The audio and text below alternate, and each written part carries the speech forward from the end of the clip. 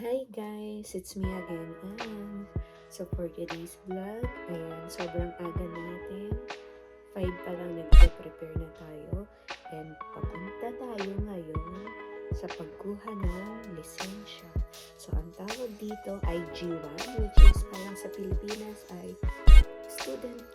student permit ng pagdadrive, student license like that. So G1 ang tawag dito sa Canada. So let's go. Si husband ang kukulang ngayon, ako wag muna. Then, siya yung nag-review. So, ayan. See you. Nagre-ready lang ako ng aga natin.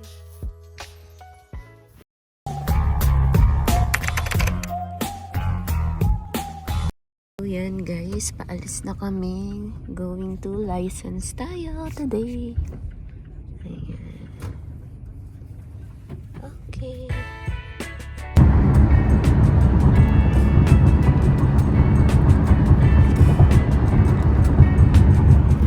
So, breakfast muna.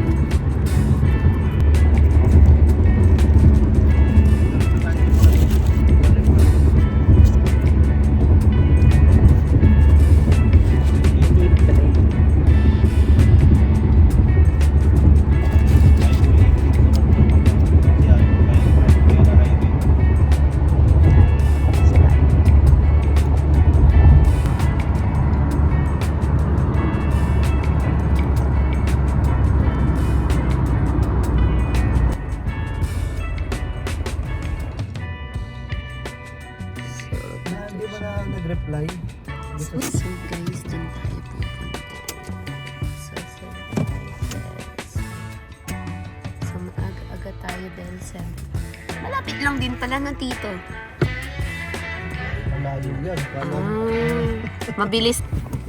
Umuulan guys. Takbo na. Tumatakbo tayo guys kasi umuulan. Ayan no. So sa drive test tayo. So guys, ayun tatawagin tayo. Tatanungin ko ano yung kukunin yung license. So kami G1 kasi. Then mamaya papakita ko sa inyo yung ratings ng license natin kung magkano. So guys, ito nga pala yung presyo natin pag kukuha kayo ng license. So ito si G1. Ayan, kung motor. Ayan, 4 wheels or mix. And commercial. So, ayan. Okay. Ayan. Kamusta? Pati ganun yellow paper. Wala pa. Retake. Bagsak ako sa Hindi ko masyado naman sa sign. So guys, ayan, 8:30 na. Para aware lang din kayo na marami ng tao, kaya dapat agahan nyo. Ayun, 7 ang open nila. A few moments later. Pasada na? Yun! Yun! Kilig na! Pasada, ano feeling? Kabado?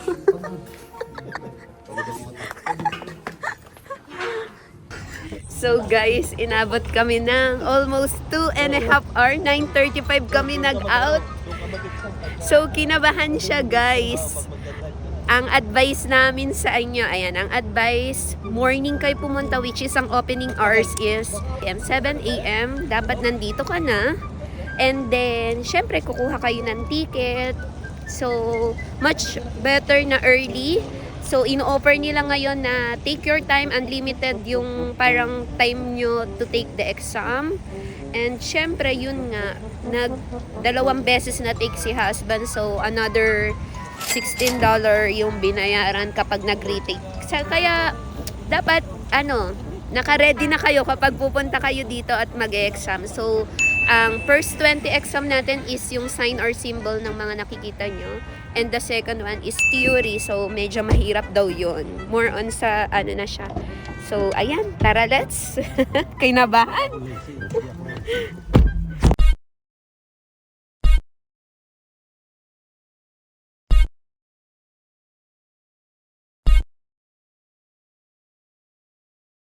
So yun nga guys, nakapasa na ako sa GTES. Tapos ngayon ipaprank natin ang aking asawa. sasabihin ko na hindi ako nakapasa. Check natin kung anong reaction niya. Sana hindi niya mapansin na naka-video ko, no guys. So tara, let's go.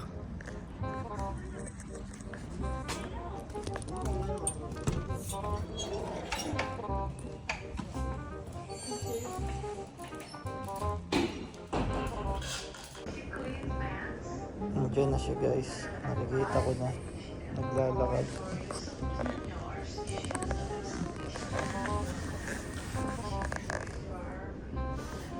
Hindi sana mapansin ng camera ko. Ha?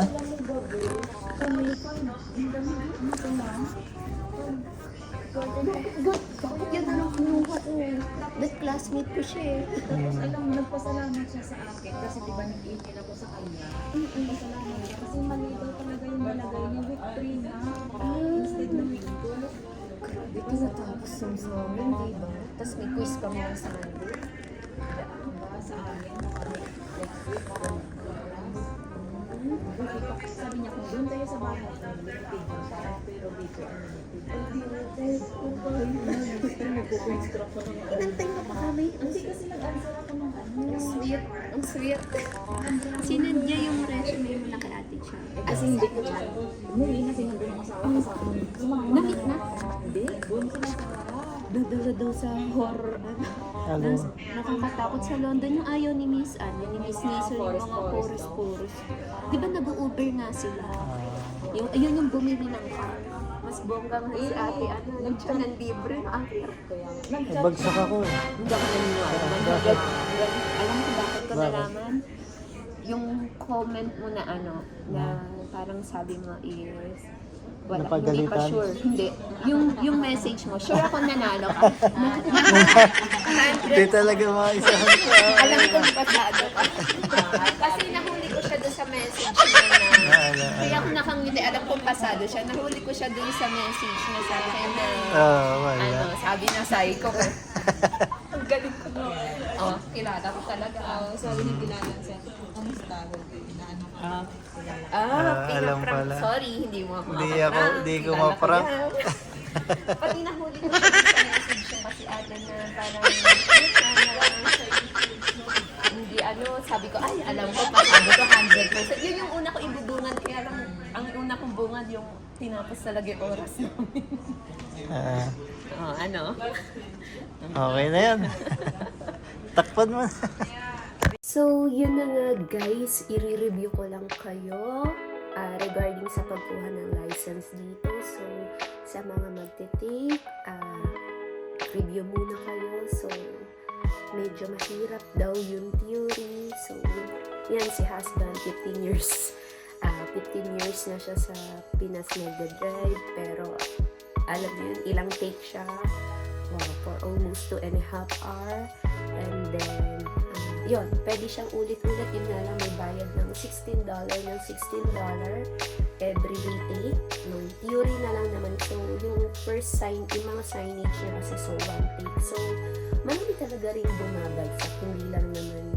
Hindi lang naman kahit Pinoy. So, kahit naman mga puti. So, review muna kayo at i-condition yung sarili nyo bago mag-take sa exam ng driving license dito ng yung G1 or yung student nila. Then, ano pa ba? Advice ko morning, bakit pagdating ng mga 8 o'clock, medyo dumadaming tao. May time kasi na kapag sobrang tagal mo na sa loob, kahit sabihin mo parang unlimited yung taking of exam nyo, parang ipo-pull out na rin kayo. So, balik na lang to the another next day. So, karamihan ng mga napansin ko rin doon na kapag nag-take sila at hindi nila kaya, babalik na lang sila. So, umaalis ka agad sila. So, ayaw na nila mag-spend ng another $16 for the retake. So, yun yung advice ko kasi medyo madaming tao, medyo, alam mo yun, sunod-sunod na rin. Kaya pala, mas maganda, pag bukas pa lang pumunta na kayo para kahit pa paano, maaga rin kayong matapos. So, yun yung day namin na mag-take na exam or sa lisensya. So, bring your abstract.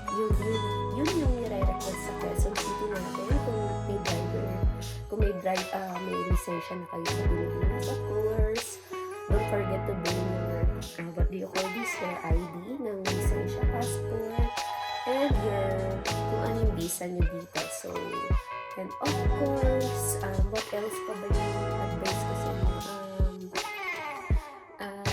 Yun nga, just relax. Ano yung, ako hindi muna ako nag-take in ko muna si husband kasi parang yun yung naka-inline na kailangan niya sa work. So, see you again guys. I hope naka-help yung video ko for the details. So, see you again.